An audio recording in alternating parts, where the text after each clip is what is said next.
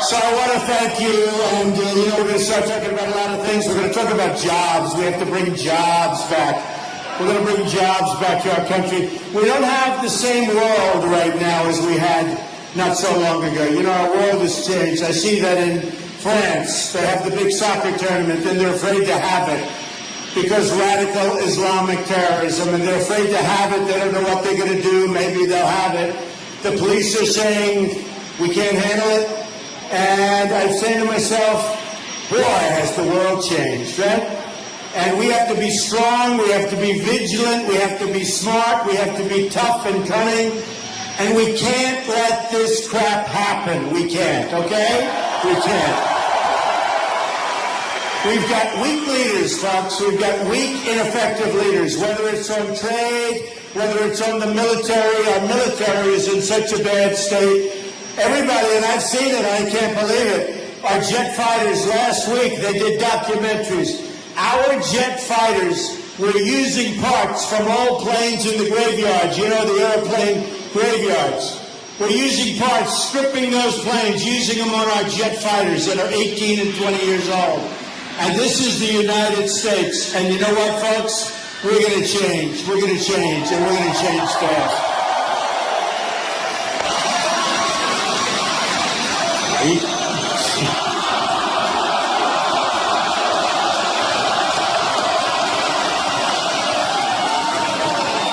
I love Big Ben. Do we love Big Ben? Right? Big Ben. I just spoke to him. He's what a great guy. And he's with us 100%. What a great guy. And a champ. He's a champion. 2 Super Bowls. Remember the one? He grabbed the foot. Grabbed that foot. He was back there. He was falling on his back, and he grabbed the foot. And that would have been a bad day for Pittsburgh if that happened, right? So he's a good champ, and he's a good friend of mine, and he's a great guy. He's a great guy. So I want to say hello to him and a lot of the folks that are friends of his, that are friends of mine. I don't know. I got to know him over the years. And, some people have what's called champion heart, right? Most people don't, I hate to say. But that's what we need. We need that in Washington. It's time. We have people that are incompetent. We have people that don't know what they're doing. They have no clue. They have no clue. Everything's political correct. I mean, you watch what you say something a little bit off, you end up with headlines. It's like a bunch of babies, like a bunch of dumb babies. And believe me, folks, the world is laughing at us. They can't believe what's happening. You look at trade. 300, just take a look at what's going on. Countries all over the world taking advantage of us. Mexico, we have a trade deficit, $58 billion a year, and they're killing us on the border. China, think of it. China, we'll build the wall. Don't worry about it. We'll build the wall. We'll build the wall. We'll build the wall.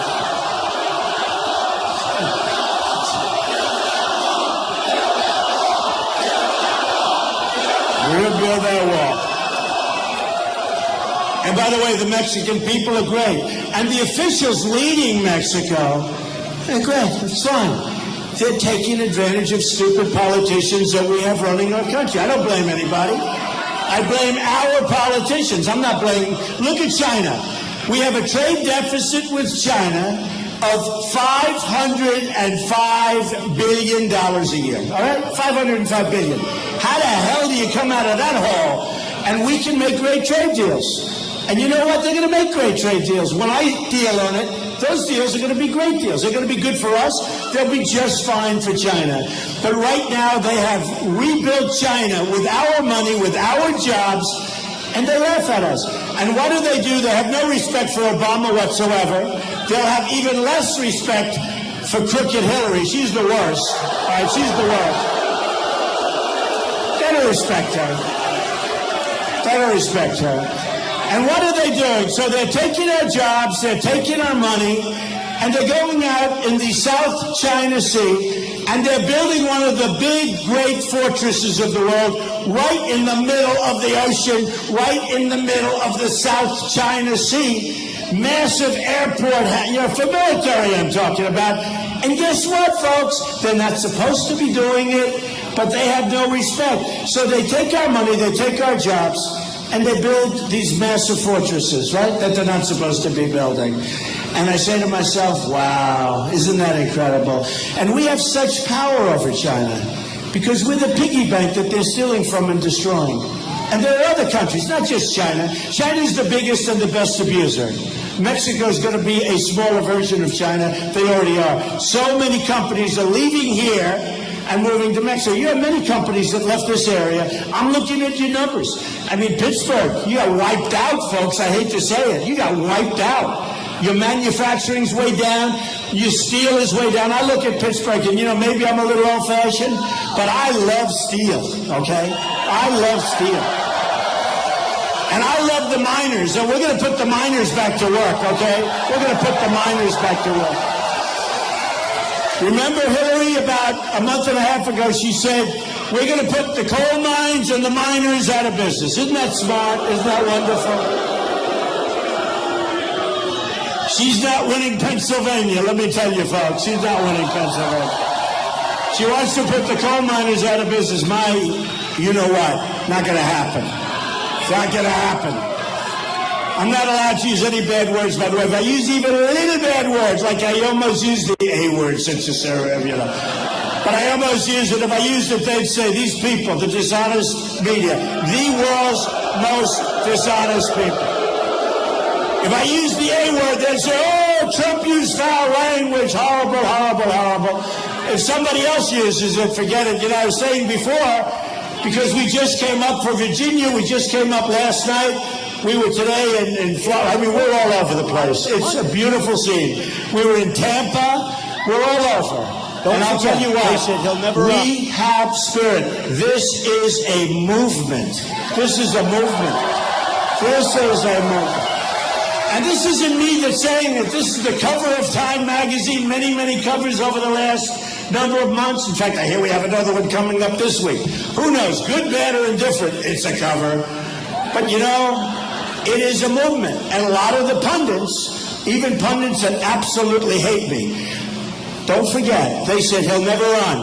He'll never run. And then they said, this is the finest group of Republicans ever to run for office. Before I joined. In fact, I said to my wife, listen, I'm hearing all about how great these people are. How can I possibly do this? But the country's going to hell. We have to do something about it. And I don't see it happening.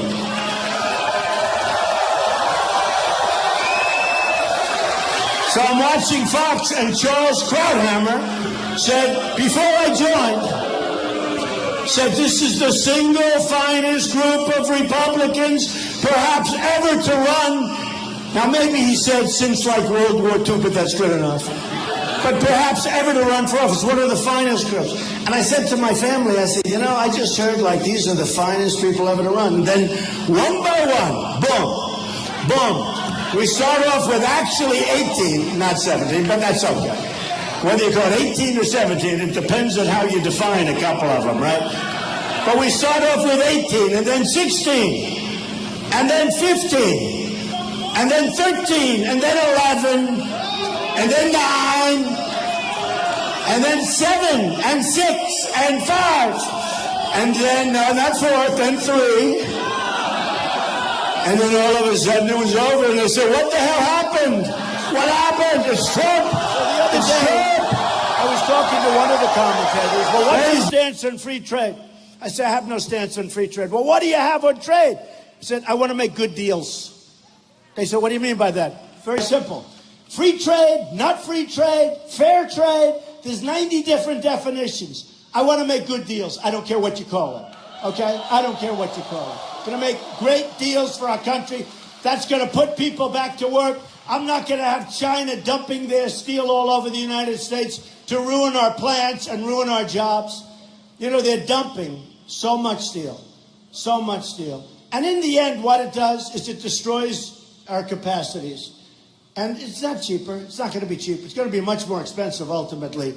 But I want to make good deals. I don't care what you call it. Okay? I don't care what you call it. Going to make great deals for our country. That's going to put people back to work.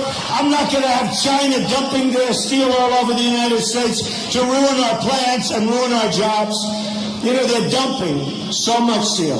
So much steel. And in the end, what it does is it destroys our capacities.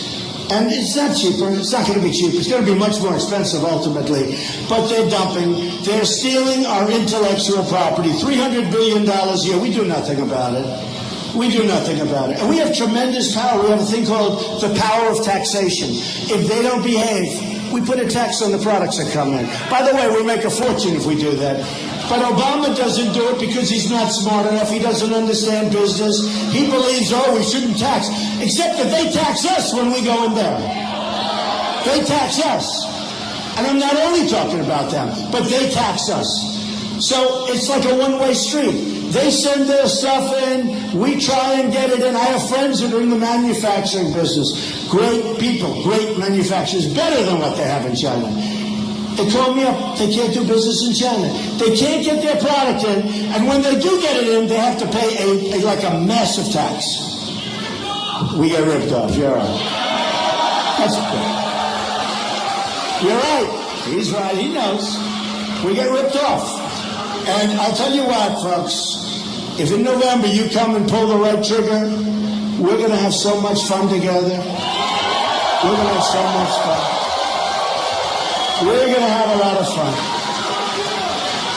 And honestly, it's not even going to be hard. So one of the greatest men, a great man, said to me, Donald, you're being too tough on China. You're being too tough on Mexico. You're being too tough. No, he said it. No, he meant it. This was a number of months ago. He said, you're being too tough on Japan. Now, Japan sends us hundreds of thousands of cars, millions of cars. They come off the biggest ships you've ever seen. I was in Los Angeles recently. I'm watching. It looks like NASCAR. And by the way, Brian France, the big guy at NASCAR, endorsed Trump. Is that nice?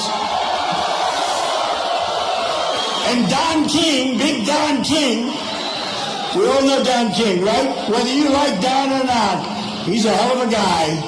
But Don King just endorsed Donald Trump. He loves Donald. And by the way, for a guy that really let us down, this poor Mitt Romney is sad. He's going around saying, oh. He's a sad case. He choked. You know what a choke artist is? Right? You know what a choke artist. You know when a guy misses the kick, you get rid of him, you bring another one in, right? Because you don't want that thought going in his head too much. He choked. He should have beaten a failed guy. He was a failed president. He should have beaten a failed president. He went away the last month. Where was he? I even called his people. I said, get him on television. Say what you want about Obama. He was on Jay Leno. He was on David Letterman. He was all over the place. And Romney was sitting at home not doing anything. What the hell happened? I asked my people, what happened to him? Where is he? Oh, I think we're going to be okay. I think we're going to win. I said, get on television. You got 1 month. And the guy choked like a dog. And then he says, Donald Trump may have racial tendencies. He called today, he's a trickle-down racist. That's what I've never heard, a trickle-down. And a misogynist. He doesn't know what a misogynist is.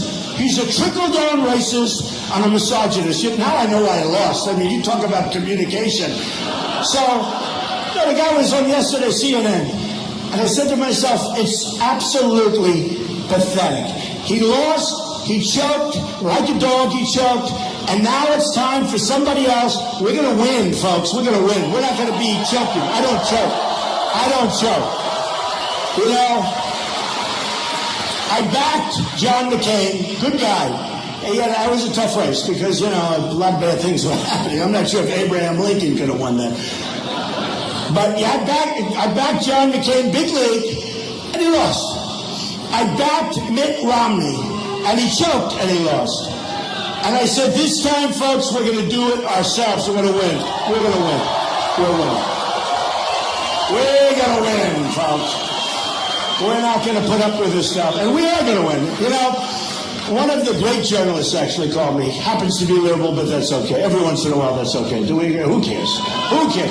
You know, we're going to make America great for everybody. Not for conservative, not for Republican, not for Democrat, not for liberal. We're going to make it great for everybody, folks. We're going to make it great. But he called me and he said, you know, you've done something that nobody else has ever done. I said, what's that? He said, what you have achieved in the world of politics never been done before. And honestly, Bill O'Reilly, who's a very tough guy and a very smart guy, said it's one of the greatest, it is the greatest, actually, political phenomena that he's ever seen. Not bad, right? I mean, you know. And others. Britt Hume said it, and he hates me. This guy hates me. The level of hatred from some of these people is incredible. And a lot of it's because they were wrong. You know, they were wrong. They said he'll never run. He's never going to run. You know, they get paid a lot of money to be prognosticators, right? Donald Trump will never run. The next day I announced I'm running. Then they said, well, Donald Trump has decided to run, but he will never do very well because we have all of these great candidates. So I decided to run, and I start off, you know, sort of like everyone else. You start off with nothing. And then the first week I went to 8. He said, well, he has reached the ceiling. He'll always be able to get 8, but he has reached the ceiling. Next week the polls come out, he's at 14. Well, you know, there's surprising, but 14 is his absolute ceiling. There is nothing that he could do to go higher than 14. Then I go to 20, then I go to 28, 32, 38, 48, 51. Then I go to 55. Then in New York I go to 62. Then in California I go to 78%. And you know what? Something that nobody talks about because they don't want to. If I was a Democrat, they'd talk about it plenty. In the history of the Republican Party, it's pretty long, right? You know, Abe Lincoln, we're talking about a long time. In the history of the Republican Party, I got the most votes. You got the most votes. I mean, I'm the messenger. I'm a good messenger. You have to say that, right?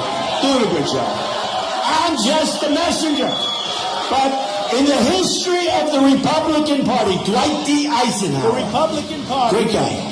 You know, he won the Second World War. Well, I think other people had something to do with it, in all fairness. But he was getting a lot of credit for winning the Second World War. He runs for president. I beat him. Richard Nixon, we beat Richard Nixon. Ronald Reagan, who we love, we beat Ronald Reagan. We beat Bush, we beat everybody. In the history of the Republican Party, we all together, the movement, got the most votes of anybody in the history of the primaries. But I don't mean by like, we beat them out, oh, we edged them. We edged them by like a couple of votes. No. By millions of votes. By millions of votes. By millions and millions of votes. You know, it's amazing. And the Republican Party, I'm not going to take full credit for it, but I'll take 99.9. The Republican Party got more votes and had the biggest increase, about 70% increase over what it was 4 years ago when we had that loser Mitt Romney representing us. 70% more people. And the people at the polls, you know, a lot of people, they work the polls for years, for 40 years. I've seen them, men, women, they're at the polls. And I remember in South Carolina and New Hampshire, I love, you know, I mean, these are states where I did really well early. And it was an amazing thing, the feeling I have. And by the way, I'm going to make a pretty big speech on Monday, so stay tuned, folks. Stay tuned. I'm going to do it in New Hampshire, because that was the home of my first victory. I went to New Hampshire. Bush was favored to win. You know, he's from that whole thing. No, low energy, folks, low energy. And he's not living up to his obligation, because when he signed the pledge, it said, I will do this, meaning I will endorse whoever it is. It was me, and he says, I won't do it. So what he's doing is, you know, honestly, it's very dishonorable. But Bush was favored to win, except that I won in a landslide. And we won in Massachusetts. Now, it's nice that Tom Brady likes me, that helps, right? We got almost 50% of the vote. Think of it. We got almost 50% of the vote with like 8 or 9 candidates in there. Now, you know, I never got credit for that, because when these pundits who hate me, I mean, some of them are okay, but most of them hate me. Most of them hate me. But when these pundits go out, right, they go out and they say, Donald Trump only got 34% of the vote. They don't say there were 15 candidates. Actually getting 34% of the vote with 15 people in the race is better than when I got 78% in California. And just remember this. With California, they had a lot of names on the board. You know, it's not like it's totally over. They can vote for anybody they want because all the names, or many of the names are on. So when you get all of these numbers, but all the time I had to listen to this because I think it's the largest field in the history of elections. The 17 or 18 people that started. So I was competing against all of these governors and senators and very capable people like Dr. Ben Carson, who's a great guy, by the way. Great guy. And a very capable guy, but I was competing against Ben. And I spent years in Philadelphia, and Philadelphia's not Pittsburgh, right? I know that, but we love Philadelphia too, brotherly love, and we do love Pennsylvania, and that's where it all comes together, right? But so I've been in this state, and I know this state very well, and this is a great, great state. So I win Pennsylvania big, big. And then I win Connecticut big. In fact, they just did a poll in Connecticut. Republicans are not supposed to even waste their time going to Connecticut. I love Connecticut.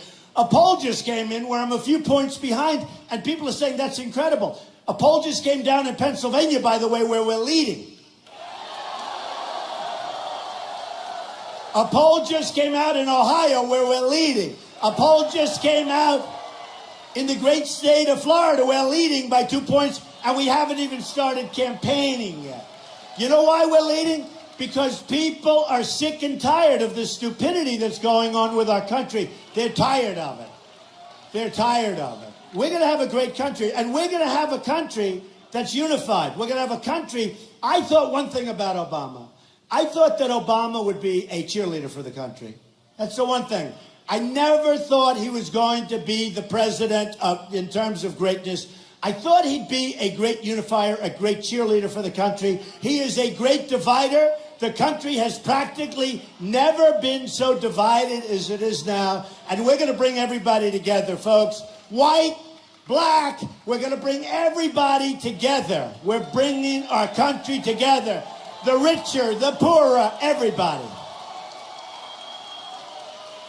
And you know, one of the reasons we're going to bring it together, it's the old story. It's called jobs. Because I'm not going to let other countries take our jobs, like Carrier, where they move their factory to Mexico, they fire everybody. And Ford, where they take tremendous numbers of people out of our system, and they build these massive plants in Mexico. And so many other countries, you know, it's funny, so many of these companies, they're run and owned by friends of mine. So now I'm getting calls. They say, Don, please don't mention my company. Please don't mention my company. And I'm running out of companies now. I know so many of these guys. But you know, when people are friends, you don't mention their companies, right? Should I or not? Should I? Yeah. I won't. No, you got to be loyal. So, but by the way, there's no shortage, I can tell you. The list is a mile long of companies that are leaving. Look at this area. In 10 years, you've lost 45, 50% of your manufacturing jobs. Who ever heard of a thing like that? I mean, first of all, NAFTA is like one of the worst things ever to happen to our country from an economic standpoint. And who signed NAFTA? Bill Clinton. And a lot of people said, oh, we had pretty good economic times with Clinton. Well, we didn't have good times, if you remember. There were a lot of bad times. First of all, he was impeached. There was a big impeachment mess. It was a mess. Just like it will be with Hillary. With Hillary, it'll be worse.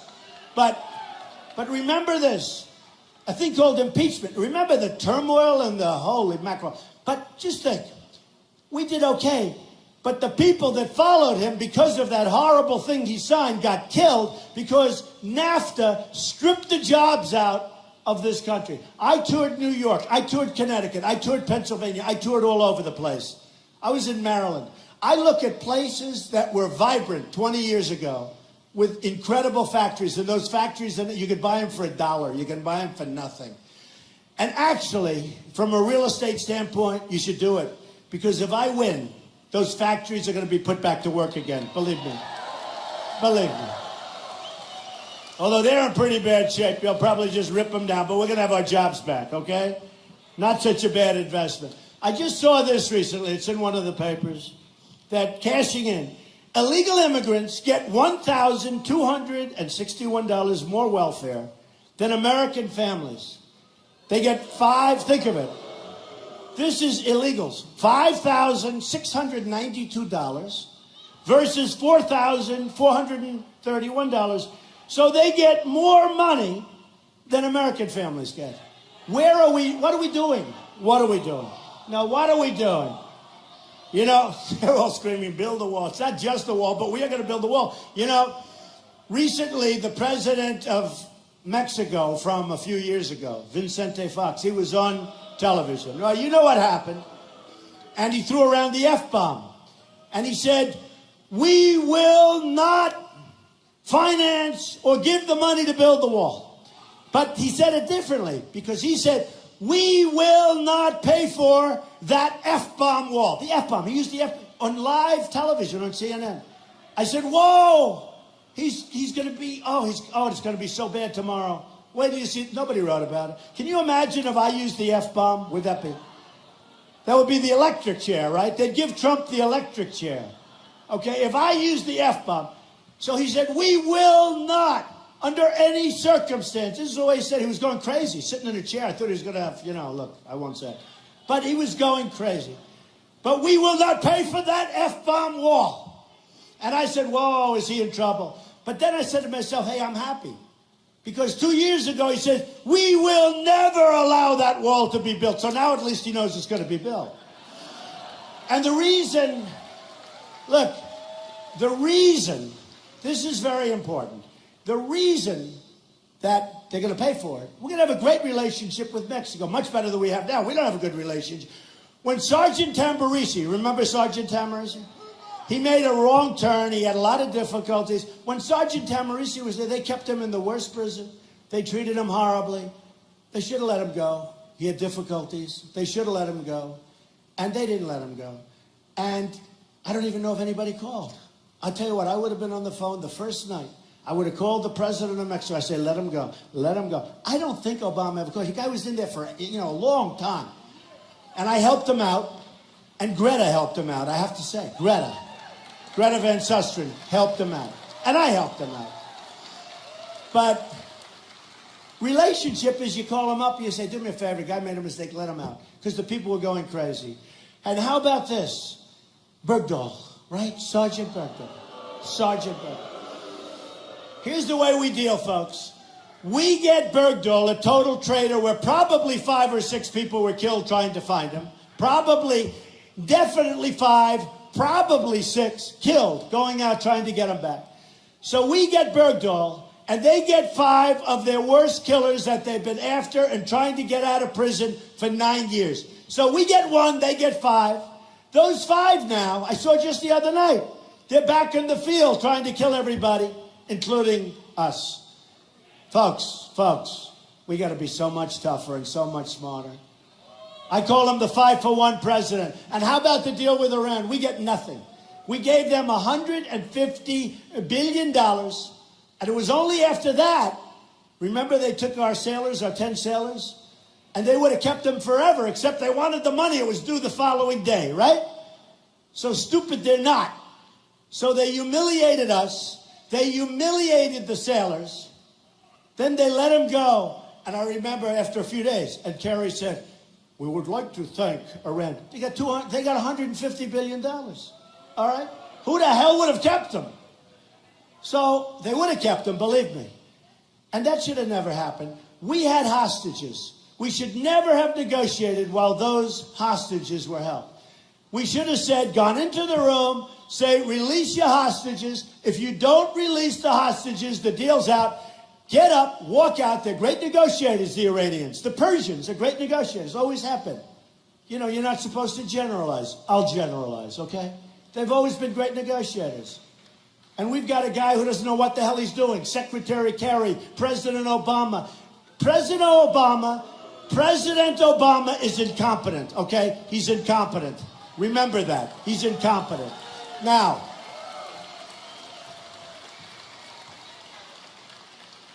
yeah, we have a president who's just doesn't have it. He doesn't have it. So here's what's going to happen. Here's what's going to happen. And what should have happened then? You get up and you walk the art of the deal. I mean, give me a break. We never walked once. Did you ever see that negotiation? We would like to have the following, the Americans. No. They go, no. Oh, okay, we'll agree with you. Everything was no, no, no. Okay, we'll take it. We'll take it. Never walked, never left. They should have said we have to have our prisoners back. Look, folks, they don't help you. Good for us. Our people are angry. Good thing for us. You got to release them. They were so no. They're going to say no. We're not going to do it. And then you say, sorry, we can't negotiate. You leave the room. You get on the plane. You double up the sanctions. By the time you land in Washington, you can turn around the plane. The prisoners or hostages will be released. 100%. Like 100%. I hate to say the art of the deal because that's so simple. Who would even write about it, right? Who would even have to write about it? So, and then you start negotiating. And the other thing, I negotiate 2 points. And then nuclear is very important. I love negotiating but you have to get a good deal. Not a deal that's going to destroy Israel, which this deal will do. This deal is so destructive for Israel and our country that how they could have allowed it to happen is incredible, okay? How they could have allowed it to happen. So, I want 2 things. I want our prisoners back before we start. They would have been back 3 years ago. That was the longest negotiation. Usually a negotiation that takes that long is no good. That's number one. But, we sat there just for years, just giving them everything they wanted. How about this? They were dancing all over Iran at the deal before it was signed. Who the hell signs a deal when the whole country is saying how stupid you are getting this deal before you signed it? But they wanted to sign the deal. Horrible for our allies, horrible for Israel, very bad for us. We've created a real power. The second thing I wouldn't have given them, I would have never given them the $150 billion back. Would have never. And I would have done it. My father was a great guy. He was a builder in Brooklyn and Queens. And he said to me, I learned a lot. And I'd sit at his knee, and I learned by osmosis. He didn't really teach me. I just learned. He'd be on the phone with a plumber or with a sheetrock guy or with a pipe fitter. And he'll say, no, you got to lower price. Can't do it, got to lower. I grew up with that. It was like in your brain. And now we're doing the old post office. We're way below budget, way ahead of schedule. Everybody wanted it in Washington, D.C. The old post office in Pennsylvania Avenue, right near the White House. I always said, if I don't make it, folks, I'm still going to be living in Washington, D.C., okay? And it's going to be a great building. It's going to be, I think we're going to make it, right? What, don't you think? I'll tell you what. I really think we are going to make it. And I think we're going to make it big league. And we're going to turn our country around. By the way, the old post office. So the old post office right now is almost 2 years ahead of schedule. And I told my people, don't say 2 years, because it's not a believable number. It's almost 2 years. But I said, it's not, but just say it's a year ahead of schedule. Because 2 years, it almost sounds too much. But so I'll say it, we're 2 years, but we're a year ahead of schedule. And we're under budget, and the quality is much higher. I think it's going to be one of the great hotels of the world. It's going to be Trump International Hotel on Pennsylvania Avenue. And we're going to open in September. But I think we're going to have probably our opening ceremony toward the end of October. I don't want to have it too early. But think of this. We're under budget and ahead of schedule. Do you ever hear that from our government, right? You ever hear that? Never hear that from our government. So, a lot of things are happening. The run has been amazing. The crowds, the momentum, and the movement has been amazing. No matter where we go, we have 20,000, 25,000 people. In Mobile, Alabama, we had 35,000 people. We have by far the biggest crowds, far bigger than Bernie Sanders. And by the way, Bernie was second, I have to say, but it wasn't even close. But, during this whole campaign, and I was saying a number of weeks ago, I think weeks ago, we had a crowd, 17,000. Bernie had 3 on the same night, different cities. So we had 17. And I had the folks at CNN, actually. And they were saying, this is so-and-so from CNN. I'm at a Donald Trump rally, and everything's good. And you got to see the spirit in the room. People are going crazy. They're standing ovation. There were seats, and nobody was sitting down. The people were going crazy. And you listen, it sounds like there's 200 people standing there, right? And that's the end. And now over to you. And then Bernie Sanders rally. So they didn't mention 17,000 people, right? Or 18,000, whatever it was. So it was a lot. Now they go to Bernie Sanders. We're at the Bernie Sanders rally. It's a massive crowd of they have to have at least 3,000 people. It's unbelievable. Look at all the people. So I have 17,000 people, and it's like falling asleep for the reporters. He has 3,000 people, and they're talking about the 3,000 people. Let me tell you, folks, as Republicans, and the more conservative you get, the harder it gets, it is so unfair, the dishonesty of the media, the dishonesty of those people back there. It is so unfair. It is so unfair. But the beauty of it is that the people are really smart. They get it. I mean, they really understand what's going on. It's an incredible thing to see. They get it. That's why I love my protest. You don't see any protesters. Are there any protesters? Because I love the protesters, because the only time the cameras ever turn and show how massive these audiences are, the only time, I mean, it's like an incredible thing, is when we have a protest. Do we have a protester anywhere, please? Sometimes, you know what I'm going to start doing? Taking friendly people, putting them up in corners of a room and letting them protest, okay? That's the only time. I didn't think they could move the cameras. I thought they were maybe modern equipment, it's fixed. And then about my third speech, we had a protester, bad guy, nasty, loud, started swinging at people.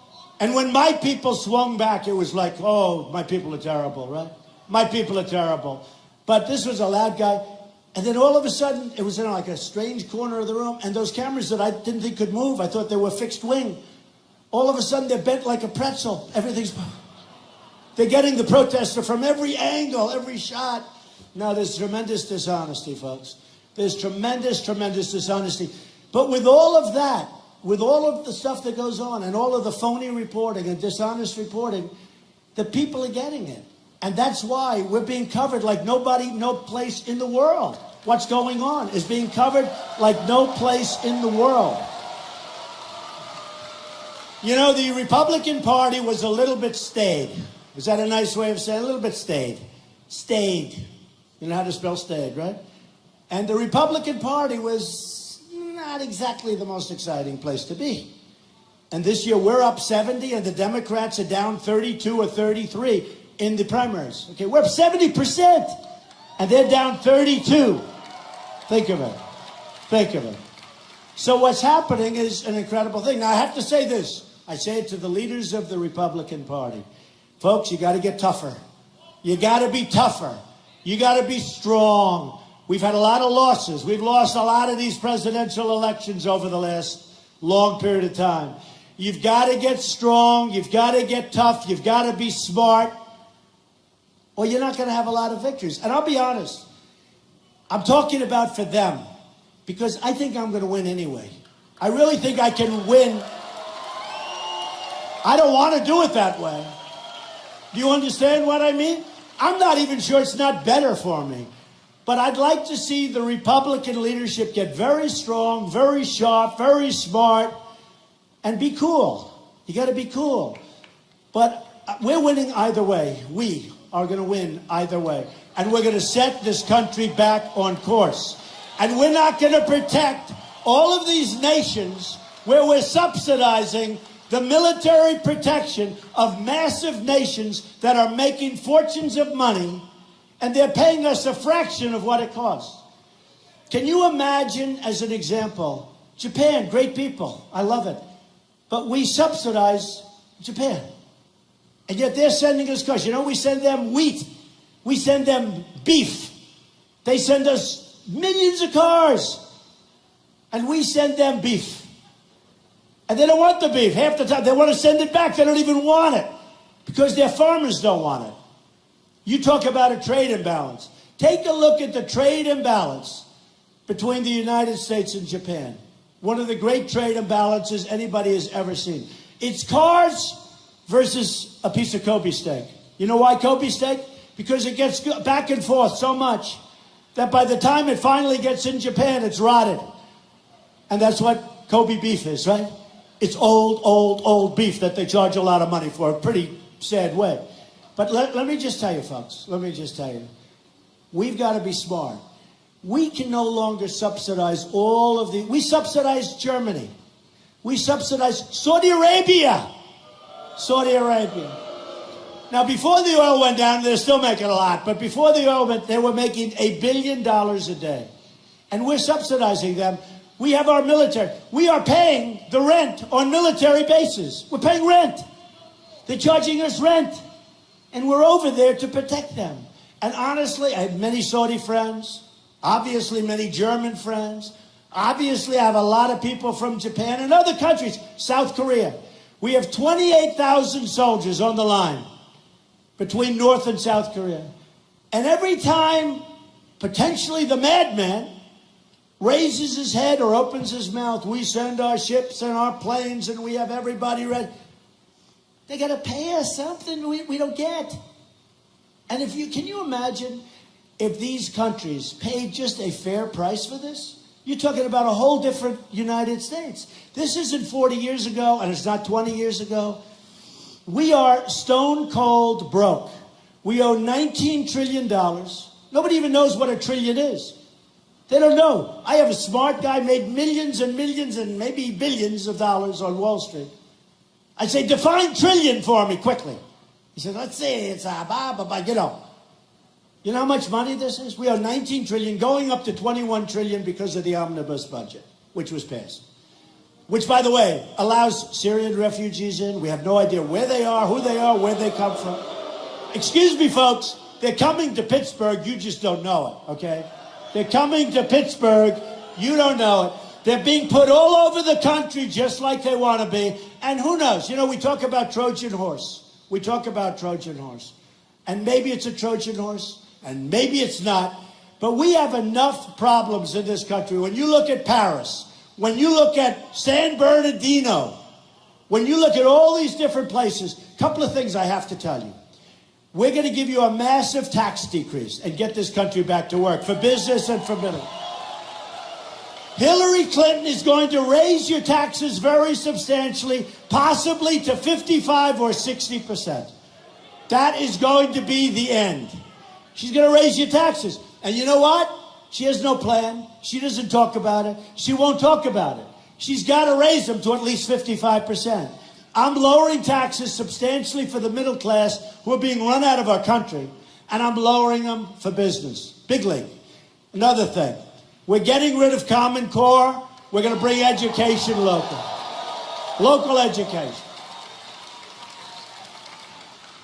We're repealing and replacing Obamacare.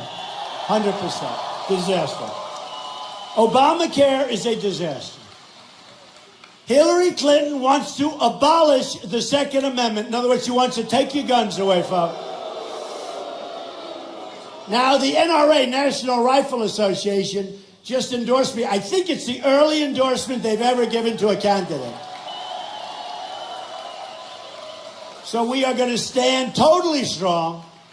Totally strong. They want to abolish it. They literally want to take your guns away. You know, if in San Bernardino or in Paris, Paris is probably the toughest place in the world to have a gun.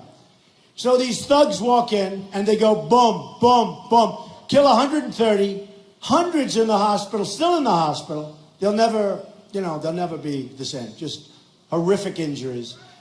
And if we had a couple of like the folks here, like this guy here with the Trump hat on, the blue Trump hat right there, the handsome man with a beautiful head of hair. Look at the beautiful head of hair on that guy. What are you wearing a hat for? If we had a couple of people, if in San Bernardino or let's say Paris, they were in there and they had a gun right around here or a gun strapped around their ankle and the bullets were flying in the opposite direction also, number one, they probably wouldn't have even gone there if they knew there were guns. Okay, remember that. Don't underestimate that. But number two, assuming they did and they started playing games, the carnage is going to be one hell of a lot smaller than it ended up being.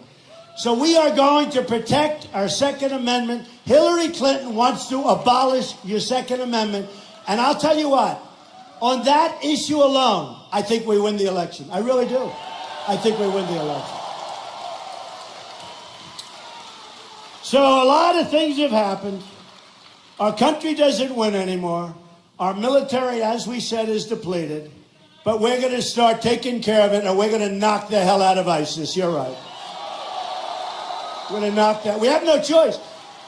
I didn't want to go in Iraq. I said I didn't want to go from the beginning. I didn't want. You're going to destabilize the Middle East. But you know what? And that's exactly what happened. I've been a good prognosticator. You know, about a month ago, I was asked on CNN by Wolf Blitzer. I was asked about NATO. Now, I'm a businessman. I'm not like asked about NATO too often. It's not like, oh, gee, I'm the old-time expert, but I have a lot of common sense. And I know NATO and I understand NATO. I said, what do you think about NATO? Something to that effect. And I said, well, let me tell you. Number one, it's obsolete because it doesn't really cover properly terrorism. Number two, you have countries in there, because I read this someplace, that aren't paying what they're supposed to pay, and some aren't paying practically at all. And we're protecting them. And if something happens to them, what do? Go into World War III over a country that's not even paying us?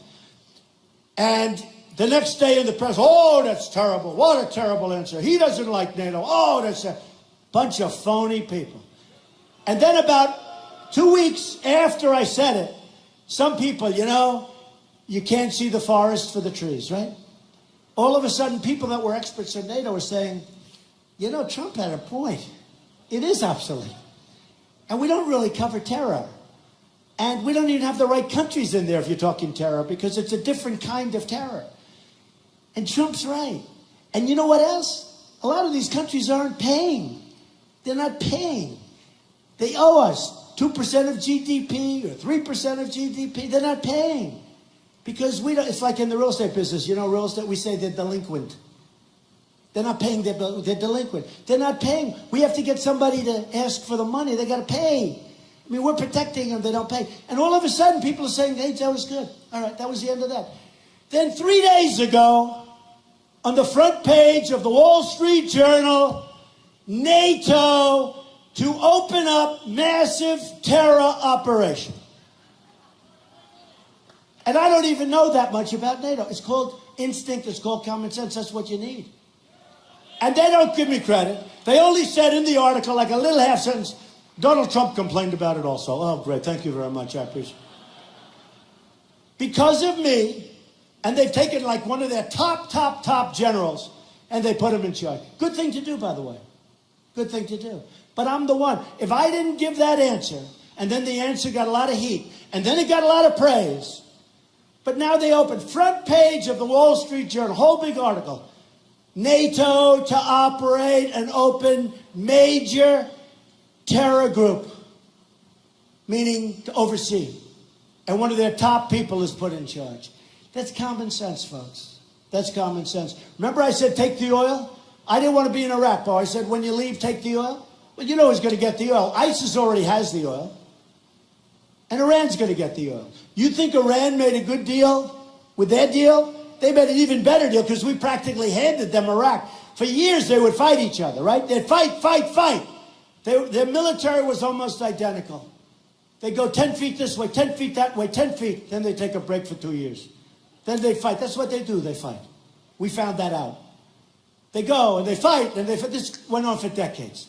Then we decapitate, stupidly, we decapitate one of the militaries.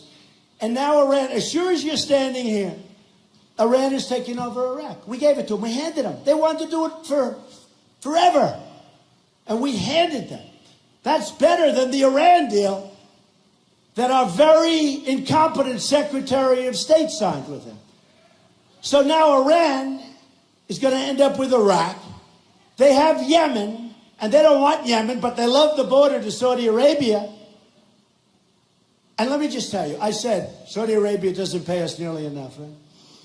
Boy, would I do well. I'd say, fellas, I saw that magnificent 777, Boeing 777.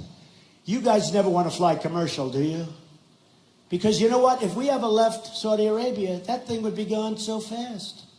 So fast. And all you need is somebody that knows how to negotiate. They got to pay us for our services. They got to pay us. And if they pay us, we have a whole different country. If these people, and we're not doing it as a threat, and you have to be prepared to walk.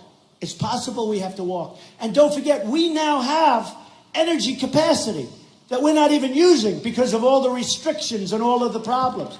We now have, so we don't need these countries that we've died for and spent trillions of dollars for. So they got to help us out. They got to help us out. And just in closing, I'll say this. Look, when I decided to do, I didn't need this. It's 140 degrees up here. That's the end of this suit. Soaking wet. Does anybody want my jacket? You don't want it. I don't need this. But I'm having a lot of fun. I'm getting to know the people of this country. We have unbelievable people. This country, I say, make America great again. It's going to be make America great again for everybody. And it's also going to be, we can make America, I really believe this, greater than ever before. When we had the debates, I didn't know anything about debating. And yet every single poll, Drudge, great guy, Time Magazine, all in Slate, so we don't need 8 different polls. Every single poll had Trump winning every single debate. Every poll, every debate. I was on center stage, and I didn't know. Ted Cruz was this great student from Harvard and Princeton, and he was a debate champion. And they had me winning every debate. Okay, I don't want to get into, you know what? I like Ted Cruz. I just like, he's got to sign, I don't care if people endorse me, but I do want them, when they sign the pledge, they got to sort of live up to what they signed, because then I feel differently. But we did great. But here's what happened. They go out, they go on Fox, they get 24 million people, the largest in the history of cable, right? Then a few weeks later, CNN goes on with the debate. The largest in the history of CNN. They cover wars, they cover big events. The debate. They have 23 million people on CNN, largest in the history of CNN, with all they've covered, and with their long and very incredible history. So they have the 2 biggest events in the history of cable television. Now, I'm not going to say it's because of me, but let's say if I wasn't in, maybe, what would you have, 2 people watching? Okay. So something's happening out there. It's a great thing. It's a beautiful thing to watch. I'm telling you. There's a movement going on that's incredible.